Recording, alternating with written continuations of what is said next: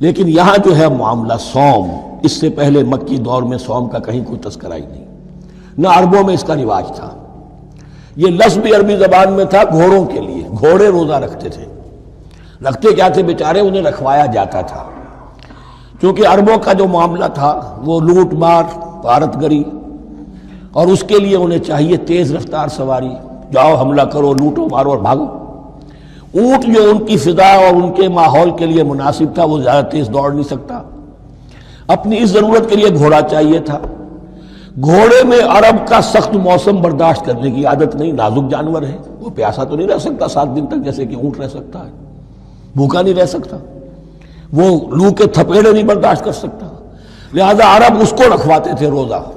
کھانا پینا بند کیا اور اس کے جو ہے منہ کر کے کھڑے ہو گئے جب گرم تیز ہوا چل رہی ہے، خود تو اپنے آپ کو لپیٹ لیا اپنے گھٹنے میں، غترہ کہلاتا ہے وہ جو بھی کپڑا اوپر ہوتا ہے، اور وہ اس گھوڑے کو جو ہے وہ ساری آگ اس پر برس رہی ہے تاکہ اس میں عادت پیدا ہو جائے جھیلنے کی، برداشت کرنے کی۔ تو جنگ کے موقع پر کہیں یہ دغا نہ دے جائے، اگر یہ ہمت ہار گیا تو اس کا تو کیا کیا جائے گا، تو اصل میں سوار ہے جو مارا گیا۔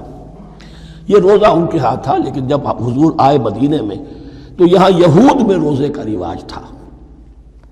وہ ایک تو عاشورہ کا روزہ رکھتے تھے، اس لیے کہ وہ تاریخ تھی جس میں کہ نجات ملی تھی بنی اسرائیل کو فرعونیوں سے۔ پہلے یہ کہ ہر مہینے میں 3 روزے، اب اگر 30 کے 30 روزے ایک ہی مہینے میں فرض کر دیے گئے ہوتے اور وہ ہوتے جون جولائی کے تو جان نکل جاتی۔ بہترین تدبیر یہ کی گئی ہر مہینے میں، اور یہ موسم سارے آ رہے ہیں اس میں۔ پھر کچھ عرصے کے بعد یہ رمضان کا روزہ فرض کیا گیا۔ پہلا جو روزہ تھا 3 دن کا، اس میں یہ بھی تھی اجازت کہ جو اگر مسافر نہیں ہے، بیمار بھی نہیں ہے، طاقت رکھتا ہے روزہ رکھنے کی، پھر بھی روزہ نہ رکھے تو اس کا فدیہ یہ ہے کہ 1 مسکین کو کھانا کھلائے۔ علی الاطلاق تھا یہ۔ جب رمضان کے روزے کی فرضیت ہو گئی تو اب یہ فدیہ نہیں ہے، البتہ حضور نے اس کو باقی رکھا ایسے شخص کے لیے جو بہت بوڑھا ہے، یا کوئی خاتون بہت بوڑھی ہے برداشت نہیں کر سکتی، یا کوئی بیمار ہے، کسی سخت ایسی بیماری میں ہے کہ روزہ اس کے لیے جان کے لیے ہلاکت کا اندیشہ ہو سکتا ہے، اس کے لیے فدیہ برقرار رکھا۔ عام طور پر صحت مند شخص جو مسافر بھی نہ ہو اس کے لیے یہ رعایت ختم ہو گئی۔ یہ ہے ان آیات کی تعبیر جس پر میں پہنچا ہوں، اور بہت پہلے پہنچ گیا تھا، لیکن چونکہ اکثر مفسرین نے یہ بات نہیں لکھی ہے تو میں جھجکتا رہا، لیکن بعد میں مجھے معلوم ہوا کہ مولانا انور شاہ کاشمیری رحمۃ اللہ علیہ کی رائے یہی ہے، تو مجھے اعتماد ہو گیا۔ اور پھر مجھے اس کا ذکر جو ہے یہ تفسیر کبیر میں امام راضی کے ہاں بھی مل گیا کہ متقدمین کے ہاں یہ رائے موجود تھی کہ پہلی 2 آیتیں جو ہیں اس روزے سے متعلق یہ رمضان کے روزے سے متعلق نہیں ہیں، بلکہ وہ 3 ہر مہینے کی 13، 14 اور 15 ایام 20 کے روزے حضور نے بعد بھی رکھے ہیں نفلاً، لیکن شروع میں یہ 3 روزے رکھنے کا حکم دیا گیا تھا۔ پہلی 2 آیتیں اس 6 آیتوں پر مشتمل رکوع، اور یہ ایک عجیب مقام ہے۔ قرآن مجید کے احکام بہت دفعہ ہے، نماز کے احکام قرآن میں بہت دفعہ ہیں، کہیں وضو کا ہے، کہیں تیمم کا ہے، کہیں اور نماز خوف کا ہے، مختلف جگہوں پر، لیکن صوم کی عبادت پر یہ 6 آیات کامل ہیں، مکمل ہیں، اس کی حکمت، اس کی غرض و غایت، اس کے احکام سب کے سب اس میں آ گئے۔ اب پہلی 2 آیتیں کون سی ہیں؟ یا ایھا الذین آمنوا کتب علیکم الصیام کما کتب علی الذین من قبلکم لعلکم تتقون، اے ایمان والو تم پر بھی فرض کیا گیا روزہ رکھنا جیسے کہ فرض کیا گیا تھا تم سے پہلوں پر، تاکہ تمہارے اندر تقوی پیدا ہو جائے۔ وہ جنگ کے لیے کرواتے تھے گھوڑوں کو تیار، تمہیں تقوی کے لیے اپنے آپ کو تیار کرنا ہے، بھوک کو قابو میں رکھ سکو، شہوت کو قابو میں رکھ سکو، پیاس کو برداشت کر سکو۔ اللہ کی راہ میں جنگ کے لیے تمہیں نکلنا ہوگا، اس میں بھوک بھی آئے گی، پیاس بھی آئے گی، اپنے آپ کو تیار کرو جہاد کے لیے۔ اور یہ بات واضح ہو جائے گی، اگلے رکوع سے قتال کی بحث شروع ہو جائے گی۔ روزے کی یہ گفتگو ہو رہی ہے تمہیداً قتال کے لیے، جیسے گھوڑوں کو تیار کیا جاتا تھا، صوم رکھوایا جاتا تھا قتال کے لیے۔ ایام معدودات، گنتی کے چند دن ہیں، یہ گویا کہ ثبوت ہے اس کا کہ یہ 2-3 دن سے زیادہ، معدود جو ہے وہ عربی زبان میں 9 سے زیادہ نہیں ہو سکتا۔ معدودہ جب آئے گا، ایام معدودات، یہ جمع جو ہے جمع قلت کہلاتی ہے، معدودات، معدودہ بڑی سے بڑی رقم ہو سکتی ہے، لیکن معدودات جمع قلت ہے۔ گنتی کے چند روز ہیں. فمن کان منکم مریضا، ان میں بھی یہ رعایت ہے کہ جو تم میں سے بیمار ہو او علی سفر، یا سفر پر ہو، فعدۃ من ایام اخر، تو وہ تعداد پوری کر لے دوسرے دنوں میں. وعلی الذین یطیقونہ، اور جو اس کی طاقت رکھتے ہوں، فدیۃ طعام مسکین، وہ فدیہ دیں ایک مسکین کا کھانا کھلانا. ان آیات کی تفسیر میں جیسا کہ میں نے عرض کیا مفسرین کے بہت سے اقوال ہیں، اب میں اس کی بحث میں نہیں جا سکتا. جو میں نے اپنے مطالعے کے بعد رائے قائم کی ہے میں صرف وہی بیان کر رہا ہوں کہ اس وقت، اور یہ امام راضی کے الفاظ ہیں کہ یہ فرضیت الگ تعیین نہیں تھی بلکہ الگ تخییر تھی. فرض تو ہے روزہ، لیکن اس کا بدل بھی دیا جا رہا ہے، اگر تم نہیں رکھنا چاہتے تو تم ایک مسکین کو کھانا کھلا دو. تو گویا کہ تدریجاً انہیں لانا تھا، کیونکہ اس بات کے وہ پہلے سے عادی نہیں تھے.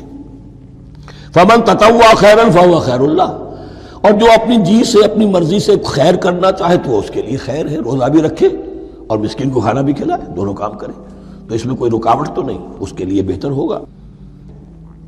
وَأَن تَصُومُوا، اور دیکھو اگر روزہ رکھو، خیر لکم ان کنتم تعلمون، یہ تمہارے لیے بہتر ہے اگر تم جانو. اب یہاں بھی ایک طرح کی رعایت کا انداز ہے. اب آ رہی ہیں دو آیتیں جو خاص رمضان کے روزے سے متعلق ہیں، حکمت اور غرض و غایت.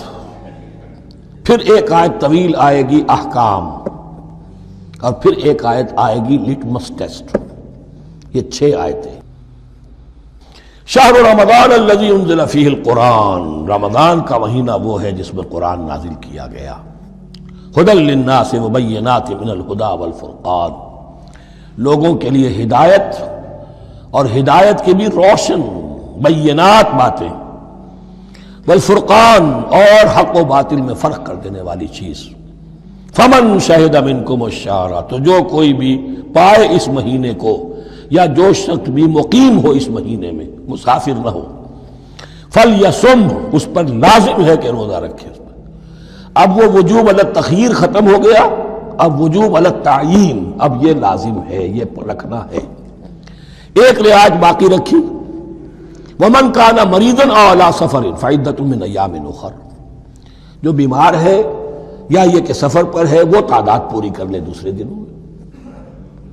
یرید اللہ بکم الیسر ولا یرید بکم العسر، اللہ تمہارے ساتھ آسانی چاہتا ہے، سختی نہیں چاہتا. یہ لوگ اپنے اوپر سختیاں جھیلتے ہیں، شدید جو ہے سفر کے اندر بھی روزہ رکھے ہوئے، حالانکہ یہاں اجازت دی ہوئی ہے. یہ بلکہ حضور نے ایک مرتبہ ایک سفر میں کافی سرزنش کی، کچھ ایک جہاد اور قتال پہ نکلے تھے، لیکن کچھ لوگوں نے اس سفر میں بھی روزہ رکھ لیا. نتیجہ یہ ہوا کہ سفر کے بعد جہاں منزل میں اب جا کر خیمے لگانے تھے وہ نڈھال ہو کر گر گئے. جن لوگوں کا روزہ نہیں تھا انہوں نے پھر وہ خیمے لگائے، منزل کا کام کیا. تو حضور نے فرمایا کہ لیس من البر الصیام فی السفر، روزے رمضان اس میں سفر میں روزہ رکھنا کوئی نیکی کا کام نہیں ہے. لیکن ہمارا تصور اور ہے، 105 بخار چڑھا ہوا ہے، روزہ نہیں کھولوں گا میں، روزہ تو میں نے رکھا ہوا ہے، یا روزہ تو میں نہیں چھوڑوں گا. حالانکہ جہاں رعایت اللہ کی ہے اس رعایت سے فائدہ نہ اٹھانا ایک طرح کا کفران نعمت ہے. وَلِتُكْمِلُوا الْعِدَّةَ، لیکن تمہیں عدت اور تعداد اب پوری کرنی ہوگی. وہ جو تھی ایک رعایت کہ فدیہ دے کر فارغ ہو جاؤ، وہ نہیں ہے. وَلِتُكَبِّرُوا اللَّهَ عَلَىٰ مَا هَدَاكُمْ، اور تاکہ تم تکبیر کرو اللہ کی اس پر کہ جو اس نے ہدایت تمہیں عطا فرمائی. وَلَعَلَّكُمْ تَشْكُرُونَ، اور تاکہ تم شکر کر سکو اس نعمت عظمیٰ کا جو قرآن حکیم کی شکل میں تمہیں دی گئی ہے. اس موضوع پر میرا کتابچہ عظمت صوم اور عظمت صیام و قیام قرآن، اس میں یہ سارے مضامین تفصیل سے آئے ہیں. کیا حکمت ہے، کیا غرض و غایت ہے، کیا مقصد ہے، اور آخری منزل کیا ہے. وَإِذَا سَأَلَكَ عِبَادِي عَنِّي فَإِنِّي قَرِيبٌ. مطلوب تو یہ ہے کہ تمہارا جو یہ جسم حیوانی ہے یہ کچھ کمزور پڑے، روح ربانی جو تم میں پھونکی گئی ہے اسے تقویت حاصل ہو. دن میں روزہ رکھو، اس حیوانی وجود کو ذرا کمزور کرو، دباؤ اس کے تقاضوں کو. رات کو کھڑے ہو جاؤ، اللہ کا کلام سنو اور پڑھو، تاکہ تمہاری روح کی آبیاری ہو، اس پر حیات، آب حیات کا ترشح ہو. نتیجہ کیا نکلے گا؟ تمہارے اپنے اندر سے ایک پیاس ابھرے گی. وَإِذَا سَأَلَكَ عِبَادِي عَنِّي فَإِنِّي قَرِيبٌ، تقرب الی اللہ کا جذبہ پیدا ہوگا. تو اے نبی، جب میرے بندے، ایسے بندے آپ سے میرے بارے میں سوال کریں، ان کو بتا دیجئے میں قریب ہوں، دور نہیں ہوں. یہ حقوق انسانی کا میرے نزدیک دنیا میں سب سے بڑا میگنا کارٹا ہے۔ اللہ اور بندے کے درمیان کوئی فصل نہیں ہے، فصل اگر ہے تو تمہاری اپنی خباثت ہے، اگر تمہاری نیت میں فساد ہے، حرام خوری تو کرنی ہی کرنی ہے، تو اب کس منہ سے اللہ سے دعا کرو گے؟ پھر جاؤ گے کسی پیر کے پاس، آپ دعا کر دیجئے، یہ نذرانہ حاضر ہے؟ یہ طریقہ کیا ہے؟ انسان کا نفس حائل ہے اور کوئی نہیں، ورنہ ہم تو مائل بے کرم ہیں، کوئی سائل ہی نہیں، راہ دکھنا ہے کسی رہنمی منزل ہی نہیں، کوئی پوپ نہیں، کوئی پنڈت نہیں، کوئی پادری نہیں، کوئی پیر نہیں، کوئی نہیں، جب چاہو اللہ سے ہم کلام ہو جاؤ۔ اس سے بڑا حق کیوں خالق و مخلوق میں حائل رہے پردے؟ پیران کلیسا کو کلیسا سے اٹھا دو۔